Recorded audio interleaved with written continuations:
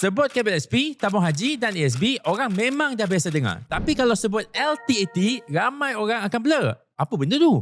Lembaga Tabung Angkatan Tentera ataupun LTAT baru umumkan dividen fiskal year 2025 sebanyak 5.35% dan inilah yang tertinggi untuk tempoh 8 tahun. Fungsi LTAT ni sama je macam KWSP tapi dia untuk tentera kita. So you see, untuk tentera biasa, pada umur 40-an pun, diorang dah bersara dan perlukan dana persaraan sebab dia nak hidup lah. So sebab itulah, sewaktu dia bekerja, setiap bulan gaji diorang ni akan dipotong untuk dimasukkan ke dalam LTAT dan dilaburkan. Memang ada yang kata dulu dividen tinggi tapi sekarang ni sekitar 5% je. Tapi itulah LTAT sendiri kata dividen yang diorang bagi ni adalah kompetitif dengan pasaran dan lebih tinggi daripada purata pulangan FD, fixed deposit. Yang penting pemberian dividen berterusan dan mampan untuk long term. Dana LTAT ni risiko dia rendah sebab ia dijamin oleh kerajaan. And you kena faham ya, dalam pelaburan bukan setiap masa baik. Ada kadang-kadang baik, ada kadang-kadang tak baik. Dan LTAT dulu pun pernah hadapi cabaran sekitar tahun 2018. Dividen dia cuma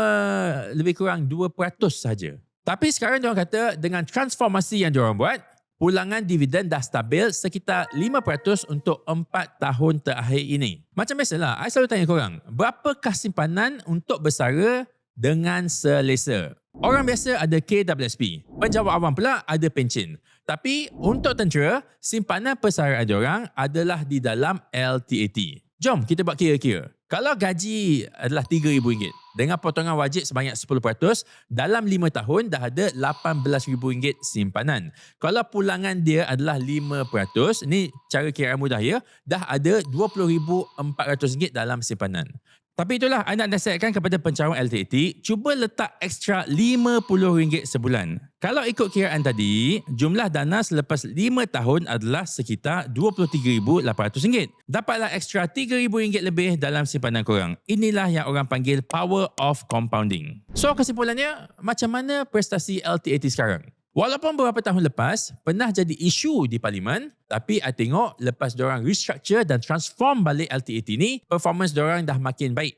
Pada tahun 2019, pendapatan pelaburan sekitar 180 juta, tapi sekarang ni dah lebih 700 juta ringgit. Reserve ataupun reserve pada tahun 2019 sekitar 75 juta ringgit, tapi sekarang ni dah ada 1.3 bilion ringgit. Jadi itulah, kita semua berharap yang prestasi ini berterusan supaya dana persaraan anggota tentera dalam LTAT terus berkembang.